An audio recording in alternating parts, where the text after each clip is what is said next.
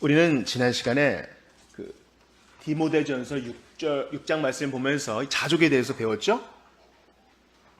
우리 디모데전서 6장 10절 말씀 우리 한번 외워볼까요? 돈을 사랑함이 시작. 돈을 사랑함이 일만하게 뿌리가 되나니 이것을 탐내는 자들이 미혹을 받아 믿음에서 떠나 많은 근심으로서 자기를 찔렀도다. 돈 자체가 아니라 돈을 사랑함이 하루 종일 돈 생각하고 염려하게 되면 그 염려가 나를 찌른다 그랬어요. 그러나 하나님께 믿음을 두면 안식이 옵니다. 왜냐하면 하나님을 믿고 안식을 누리면 그 모든 것도 겸하여 오기 때문에 더 큰 또 안식에 들어가게 됩니다. 예수님은 가난을 아시는 분이셔요. 그리고 아름답게 수놓은 단풍잎과 플라타너스와 또 여러 가지 은행잎들을 보고 하늘을 나는 새들을 보라 하시면서 저것들보다 너희가 더 귀하니 걱정하지 말아라. 걱정하지 않는 건 의지의 행위입니다. 하나님이 다 주실 것이다. 나의 최선 이후에 맡기는 것, 그것을 통해 자족으로 경건을 우리가 맛볼 때 주님은 우리가 구한 것, 기대하는 것보다 더 큰 것 주신다는 말씀입니다. 돈에 대한 염려로 쫓겨다니는 것은 마귀가 기뻐하는 것입니다. 오늘은 신약 맥체인 성경 기표에 따라서 디도서 3장 말씀을 통하여 이 여러 것에 대하여라는 제목으로 여러분과 좀 말씀을 나누기를 원합니다. 디도는 이제 타이투스라 그래요. 이제 타이투스, 예루살렘을 멸망시킨 로마의 장군 이름과 같죠. 그러니까 이름으로 딱 볼 때 이제 그리스 사람이에요. 이방인이죠. 그 이방인인 디도가 이제 바울의 제자가 되고 예수의 제자가 돼서 지금 그레데 섬에 지금 파송을 받았어요. 그레데는 우리가 유럽 지도를 보면 그리스 밑에 섬이 하나 있는데 그게 그레데 섬이에요. 그러니까 우리나라 밑에 제주도가 있는 것처럼 그리스 하단에도 섬이 하나 있는데 그것이 바로 그레데 섬입니다. 우리가 지난번에도 토타스크립트로 할 때 이제 그레데 섬의 그 악독함에 대해서 얘기했는데 그 악독함은 우리 모두에게 적용될 수 있고 특별히 바울은 디도를 그레데 섬에 남겨놓으면서 하나님 말씀으로 사람들을 오래 참음으로 권고하고 복음을 전하라고 얘기합니다. 저는 오늘 복음 말씀을 통해서 이 여러 것에 대하여라는 제목으로 말씀을 좀 나누기를 원하는데요. 먼저 첫 번째는 이 디도서 3장 짧은 본문을 통해서 바울은 기독교 교리의 전부를 할 수 있는 것들을 요약해서 보여준다는 것을 여러분께 좀 알려드리고 싶어요. 다시 한번요. 이 짧은 디도서 3장을 통해서 바울은 기독교 교리의 전부와 기독교 윤리의 전부를 압축해서 보여주고 있는 것이라 하겠습니다. 그러니까 일종의 크리스티애니티 핸드북, 기독교의 핸드북을 압축해서 오늘 3장에 넣었다고 할 수 있겠어요. 즉 뭐를 믿어야 되고 뭘 해야 되는지에 대해서 3장은 보여주고 있어요. 자, 먼저 제가 처음 여러분과 보고 싶은 것은 바로 인간의 상태에 대한 것입니다. 자, 3절을 보세요. 3절 같이 읽어볼게요. 시작. 우리도 전에는 어리석은 자요, 순종하지 아니한 자요, 속은 자요, 여러 가지 정욕과 행락에 종노릇한 자요, 악독과 투기를 일삼은 자요, 가증스러운 자요, 피차 미워한 자였으나. 그러니까 이제 3장에 나와 있는 기독교 교리를 요약하면 3절은 불신자, 비신자의 상태를 나타내고요. 4절부터 7절까지는 예수 믿은 자에게 일어난 그 변화에 대해서 얘기하고요. 8절 이하는 그 변화받은 이후의 삶, 적용에 대해서 얘기한다고 하겠습니다. 즉 예수 믿기 전의 상태를 한 절로 표현하고 예수 믿은 이후의 상태를 4절부터 7절까지 풍성하게 표현한 것은 바울의 강조점이 바로 은혜에 있다는 것을 알려주죠. 먼저 우리는 예수 믿기 이전에 죄인이요, 불신자요, 멸망받기에 합당한 자라는 것을 3절은 보여줍니다. 3절을 크게 눈뜨고 보세요. 3절에 해당하는 것이 저는 이렇지 않거든요. 저는 좀 죄를 졌다는 걸 인정해요. 그러나 3절에 나온 것처럼 여러 가지 정욕과 행락의 종노릇 그 정도는 사실 저는 아니에요. 이렇게 말할 분들이 많이 있을 겁니다. 그러나 죄인이란 것은 도덕적이고 영적인 면에서 하나님의 기준에 미치진 못했던 것을 말하는 것입니다. 원어로 봤을 때 죄를 범하다라는 뜻은 관역을 맞추지 못한다는 것을 말하는 것입니다. 즉 내 나름대로는 선하고 내 나름대로는 착하게 살았어도 하나님의 기준에는 미치지 못한다는 것입니다. 전에도 한번 말씀을 드렸는데요. 제가 신대원 교수님을 찾아간 적이 있습니다. 스승의 날을 맞아서. 교수님이 학생의 컴플레인에 지금 휘말렸다는 거예요. 무슨 컴플레인입니까? 교수님이 이제 구약 교수님이셨는데 이렇게 시험을 치르시다가 한 학생이 컨닝, 부정행위를 한 거예요. 치팅을. 그래서 그 학생을 적발해서 징계위원회에 넘겼는데 그 학생의 말인즉슨 왜 나만 갖고 그러느냐. 그 시간에 나만 부정행위 한 게 아니라 다른 사람도 했다. 그러니 공정하지 못한 당신을 내가 오히려 고발하겠다. 이렇게 나선다는 겁니다. 이게 바로 인간의 모습이에요. 왜 나만 갖고 그래요? 딴 사람도 그랬는데 이런 거죠. 그래서 이제 교수님이 그 학생을 딱 데려다가 맞아. 그건 내가 다른 자료를 분석해서 그 학생을 처벌하겠다. 그러나 난 지금 너와 너의 문제에 대해 얘기하고 있는 거야. 이게 하나님과 우리의 관계에도 똑같이 적용됩니다. 우리는 하나님 앞에 우리를 발가벗겨서 있는 모습 그대로 주님 앞에 우리 허물을 드러내야 되는데 우리는 자꾸 마치 아담과 하와가 금방 시들어버리는 나뭇잎으로 우리의 수치를 가리는 것처럼 다른 사람 것도 데려오고 나름대로 내가 잘한 것도 데려와서 얼기설기 치마를 만들어 버립니다. 그러나 그것은 곧 다 사라져 버리는 것이죠. 그러므로 3절은 우리의 모습을 정확하게 시시콜콜이다 표현했다기보다는 우리의 전반적인 모습, 즉 하나님을 떠난 우리의 모습이 다 이렇다는 것입니다. 율법을 하나라도 어긴 자는 모두 다 어긴 자라고 하나님은 말씀하고 있습니다.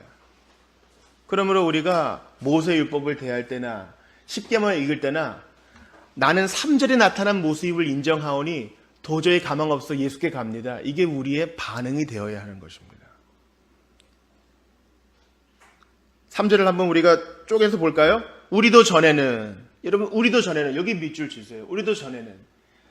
예수 믿은 지 오래된 사람은요, 우리도 전에는을 계속 생각해야 돼요. 안 그러면 과거를 잊어버리면 잃어버린 자들, 아직 예수 믿지 않는 자들에 대한 인내를 잃어버립니다. 아, 왜 저걸 못 믿어? 아, 교회 한 번 오는 게 왜 저렇게 어려워? 그러나 우리도 전에는, 나도 전에는 이것을 생각해야 합니다. 하나님 앞에 앉을 때 우리는 내가 예수 믿기 전에, 믿음이 내게 오기 전에 나의 비참함을 깨달아야 다른 사람을 오래 기다려줄 수 있는 것입니다. 전에는 어땠습니까? 어리석었습니다. 하나님, 지혜의 근본 대신 하나님을 인정하지 않았으니 어리석었죠. 또 순종하지 아니한 자요. 하나님을 믿지 않는 것이 최대로 순종하지 않는 것입니다. 속은 자요. 진리 대신 하나님께 이끌리지 않고 마귀의 게임에 넘어갔으니 속은 자지요. 여러 가지 정욕과 행락의 종노릇한 자요. 성령으로 굴복되지 않고 하고 싶은 거 하고 사는 것이 바로 소돔과 고모라에 사는 시민들의 삶인 것처럼 우리도 그랬다는 것입니다. 악독과 투기를 일삼은 자요. 예수 믿은 자도 악독과 투기가 있어요. 그러나 그것을 성령 안에서 다스릴 수 있습니다. 우리는 누가 미우면 그냥 또 믿고 악한 마음을 품으면 그걸 계속 발전시켜 나가는, 예수 믿기 전에는 통제를 할 수 없었다는 것이죠. 가증스러운 자요. 죄를 지었을 때 앉았다고 입을 닦았고 피차 미워한 자였으나 사랑이 없었습니다. 내가 사랑할 만한 사람만 사랑하고 만만한 사람에게는 매서운 눈초리를 퍼부었던 것입니다. 예수 없는 우리의 삶은 이렇게 퍽퍽하고 사랑 없으며 미래도 소망도 평안도 없는 삶이었습니다. 그러므로 여러분께 권합니다. 나도 전에는 이것을 늘 생각하세요. 예수 믿고 나서 이 믿음은 숨쉬는 공기처럼 너무 자연스럽거든요. 그러나 나의 BC와 AD가 갈라진 그 시점에서 내가 전에 어땠는지 돌아볼 때 하나님의 은혜가 더 새롭게 다가오고요. 다른 사람도 좀 인내해 줄 수 있고요. 기도의 방향도 세워져요. 하나님, 저 완고한 마음 깨뜨려 주세요. 전에 저도 저렇게 완고했는데 하나님의 은혜가 나같이 돌 같은 마음도 깨뜨렸으면 다른 사람도 할 수 있을 줄 믿어요. 저 완고한 마음 깨뜨려 주세요. 제게 그러셨던 것처럼 그렇게 기도할 수 있는 거예요. 두 번째, 4절부터 7절, 즉 이렇게 벌어진 자에게 하나님의 은혜가 어떻게 나타나게 되었는가 보세요. 4절 보세요. 우리 구주 하나님의 자비와, 이 자비란 것은요, 우리 교회가 자비교회잖아요. 자비란 뜻은 꼭 기억하세요. 자비는 사랑보다 조금 안의 개념이에요. 사랑은 훨씬 더 큰 개념이고 사랑 안에 자비가 있어요. 자비는 항상 죄를 전제하고 있습니다. 자비는 죄악된 인류를 향한 하나님의 자애로운 성향이에요. 사랑은 뭐 죄인도 사랑하고 선인도 사랑하고 되게 넓은 개념이지만 모든 호의는 다 말하지만 특별히 자비는 사랑할 만하지 않고 3절의 특성을 모두 가진 인류를 향한 하나님의 자애로운 성향을 말합니다. 이러한 하나님의 자비와 사람 사랑하심이 밑줄 치세요. 나타날 때에. 세상에 많고 많은 사람이 있지만 커튼이 촥 열려지는 것은 하나님께서 정해놓으신 사람에게. 믿음은 모든 사람의 것이 아니니까요. 이걸 잘 이해는 못하겠어요. 그러나 어떤 사람에게 주님이 은혜 주시고자 작정한 사람에게 그 은혜가 나타나요. 주님의 자비와 사람 사랑하심이 나타나서 보게 되어질 수밖에 없어요. 다메섹으로 가는 사울에게 강렬한 빛이 나타났던 것처럼, 그러나 다른 사람은 보지 못하고 그냥 듣기만 했던 것처럼 하나님의 사랑은 죄인에게 나타납니다. 그게 우리에게 나타났다면 감사한 일이요, 아직 안 나타났다면 주여 내게 오시옵소서 기도해야 되는 것입니다. 이쯤 되면 하나님의 사랑이란 게 어디 있느냐, 나는 하나님 따위는 믿지 않는다 라는 현대의 지성인들이 아마 있을지 모르겠어요. 여기서 짧게 이 중세의 은혜의 선생이라고 할 수 있는 토마스 아퀴나스의 한번 신존재 측면의 두 가지만 한번 얘기해 보겠습니다. 이거는 학교 다닐 때도 누구나 다 배우는 것인데요. 예를 들어서 운동을 통한 증명이 있습니다. 움직이는 사물이 있다고 생각해 보세요. 그러면 분명히 이 운동하도록 만든 무언가가 있지 않겠습니까? 그 시작이 있을 거 아니에요. 무언가가 돌아가요. 처음부터 돌지 않았겠죠? 누군가 툭 쳤기 때문에 돌아갔겠죠? 누군가 툭 밀었기 때문에 나아갔겠죠? 우리는 이렇게 최초로 움직이게 하신 분, 움직임의 원인자를 하나님 이외에 누구도 생각할 수 없습니다. 이것을 존재로도 생각할 수 있겠죠? 우리 위에는 아버지 어머니가 있겠고, 아버지 어머니 위에는 할아버지 할머니가 있겠고, 계속 위로 올라가면 바로 아담과 하와가 있겠고, 그 아담과 하와를 누가 만들었겠어요? 처음에 존재를 만든 그 누군가가 있어야 존재가 시작되지 않겠어요? 운동처럼. 우리는 첫 번째 존재를 있게 한 그 한 분, 하나님밖에 없다, 이렇게 인정할 수밖에 없습니다. 그러나 이것은 예수 안 믿는 사람도 다 수긍하는 그런 것입니다. 오케이, 신이 있다고 그냥 그렇게 쳐. 그러나 하나님의 자비와 사람 사랑하심이 나타나는 것은 그런 게 아니에요. 그저 논리적으로 수긍되는 것이 아니라 그 빛이 우리에게 비친 것이고 그 사랑에 우리가 사로잡힌 것이고 믿지 않으면 견딜 수 없는 불가항력적인 힘에 우리가 사로잡히는 것입니다.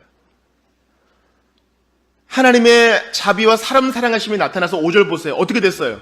우리를 구원하시되 우리가 행한 바 의로운 행위로 말미암지 아니하고, 우리가 지난주에 종교개혁 500일주년 특별 강연 때 이거 배웠잖아요.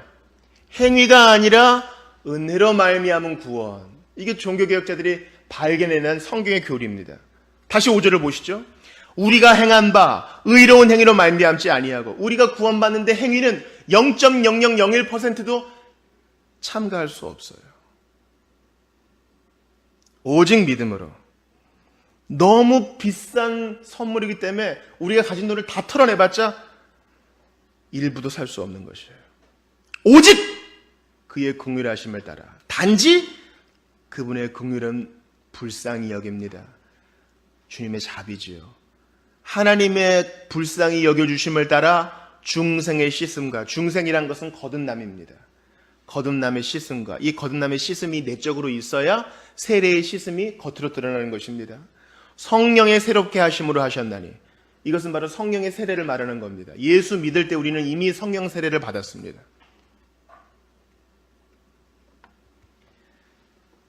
여러분, 하나님이 계십니다. 도덕적, 영적 심판자이신 하나님이 계십니다. 우리의 일거수일투족을 보시고 달아보시는 하나님이 계십니다. 그 하나님 앞에 누가 설 수 있어요? 4절과 5절의 은혜를 받은 사람, 그 빛이 드러난 사람, 나의 구원을 위해 예수를 붙잡은 사람. 우리의 책임을 물으실 때 우리는 예수 그리스도의 피옷을 입고 무죄 판결을 받았고, 더 나아가 하나님의 자녀로 그 품에 안길 수 있습니다. 그리스도의 피만이 아담의 피를 가진 죄인 모두를 위한 유일한 치료제가 되십니다. 다시 한번요. 그리스도의 피만이 아담의 피를 물려받아 죄인으로 살아가는 우리 모두를 위한 유일한 치료제가 되는 것입니다. 그런데 이러한 구원에 삼위 하나님이 모두 개입하셔요. 자, 여러분 보세요. 이미 4절 보세요.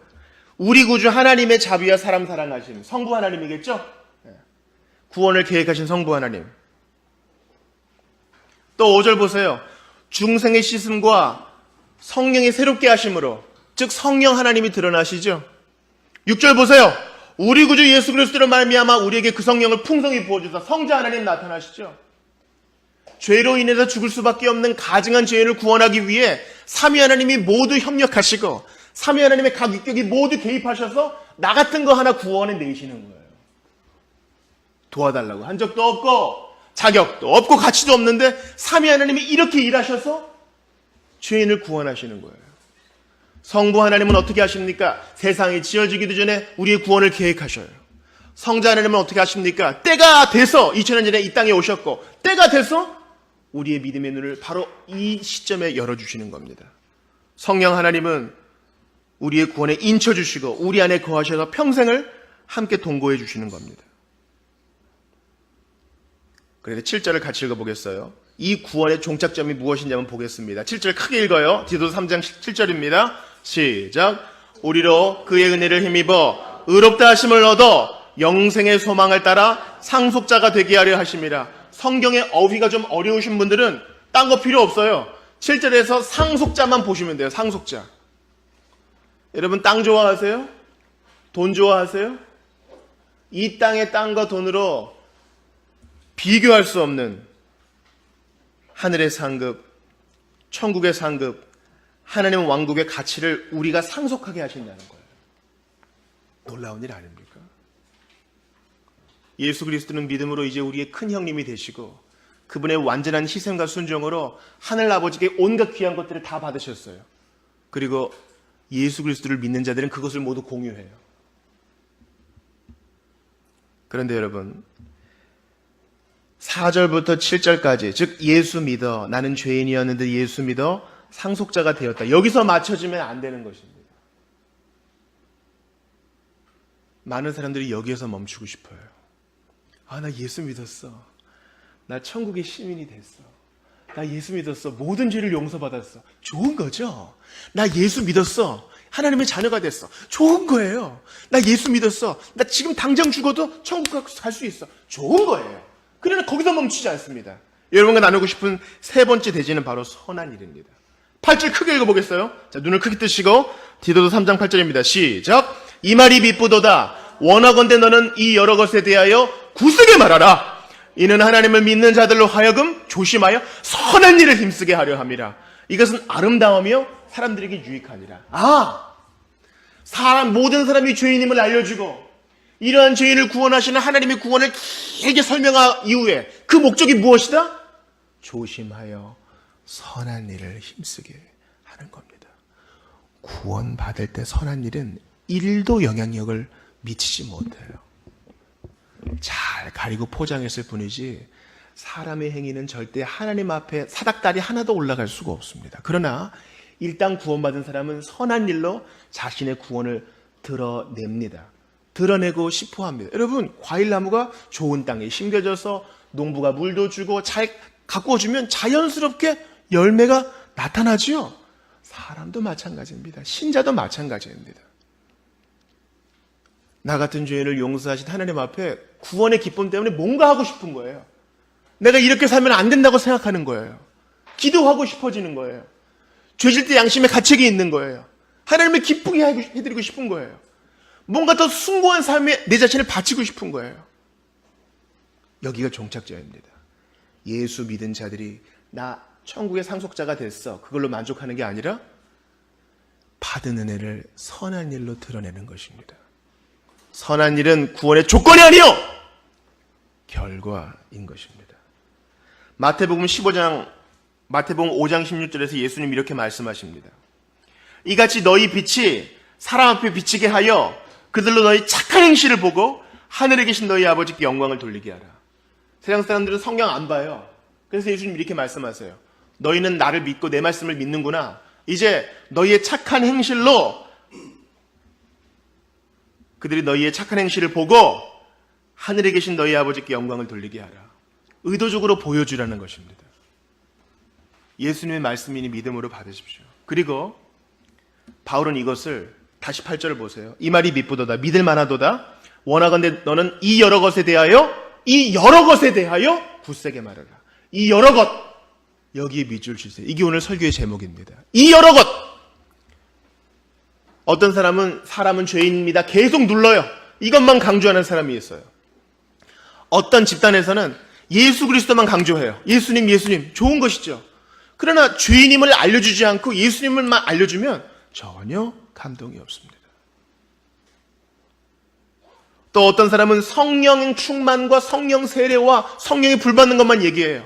죄인에 대해서도 얘기 안 하고 구주의 아름다움도 얘기 안 하고 그저 성령의 능력 받는 것만 얘기해요. 그것도 옳지 않습니다.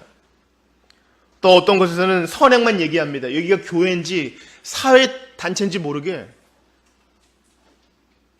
선행만을 강조하는 것입니다. 그러나 사도의 가르침은 그렇지 않습니다. 8절에 밑줄 치세요. 이 여러 것에 대하여 굳세게 말하라. 헬라어 시제를 보니까 끊임없이 계속하라. 확실하게 계속하라. 이런 현재 진행의 의미가 있습니다. 그러므로 여러분,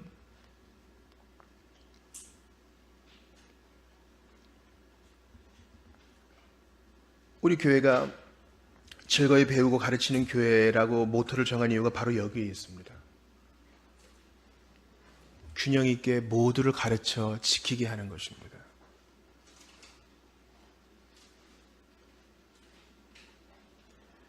우리는 지난주에 종교개혁 501주년 특별 강연을 짧게 나누었습니다. 종교개혁과 교황제도라고 우리가 소제목을 나누었죠. 교황, 교회의 직분자는 가르침에 힘을 써야 돼요. 근데 가르치는 거 안 하고 힘 생기고 돈 생기고 사람 생기니까 100% 넘어지게 되어 있는 거예요. 구약시대에 3대 직분이 있다 그랬죠. 기름 부어 세운 3대 직분. 뭐예요? 왕과 선지자와 제사장이죠. 제사장은 그저 제물만 태워드리는 자가 아니요 가르치는 자예요. 가르치는 자, 율법에 대해. 선지자는 하나님 말씀을 가르치는 자예요. 왕은 하나님 말씀을 필사하고 열심히 배워서 그 실천하는 자라고요. 구약의 중요한 직분은 다 하나님 말씀에 관련되어 있어요. 예수님이 이 땅에 오신 목적은 복음을 전파하고 말씀을 가르치고 병을 고치는 일이었어요. 그러나 그 모든 것들은 다 가르침에 종속되어 있는 것입니다. 예수님이 승천하실 때 어떤 유언을 남기셨어요? 너희는 내게 배운 모든 것들을 가르쳐 지키게 하라. 그러므로 8절의 말씀, 이 여러 것에 대하여 굳세게 가르치고 계속 배워야 하는 것입니다. 우리는요 되게 극단적이어가지고 교회가 너무 그동안 정적이었어. 이제 좀 선행을 힘쓰자. 그러면 이쪽으로 가가지고 선행만 해요. 가르침에 또 신경 안 써. 그러다가 우리가 너무 바깥 활동했던 것 같아. 이제 좀 배우자. 이러면 또 그동안 했던 선행 안 하고 또 배우기만 해요. 우리는 이런 극단을 피해야 됩니다. 8절의 완벽한 이 균형을 보세요. 이 여러 것에 대하여 굳세게 말하라. 계속 이렇게 가르치면 그들이 조심하여 선한 일을 힘쓰게 될 것이니 두 마리 다 잡게 될 것이다. 가르침에 힘써야 됩니다. 때를 얻든지 못 얻든지 주중에 가정예배도 못 드릴 정도가 되면 아무성 선고라도 마음에 새기면서 하루를 마무리해야 됩니다. 제가 지난주에 많이 못 모이셔서 종교개혁 500일 주년 기념 강좌 왜 종교개혁과 교황을 나누었는지 말씀을 일부러 안 드렸습니다. 한 분을 상담한 적이 있어요. 우리 교회 교우는 아닙니다. 교회에서 큰 상처를 받으셨어요. 교육자에 대해서 입에 담지 못할 욕을 하시더군요. 이유가 뭔고 하니 기도회로 모였는데 사람들 앞에서 공개적으로 자기를 망신을 줬다는 거예요. 한순간에 이제 마음이 바뀐 것이죠.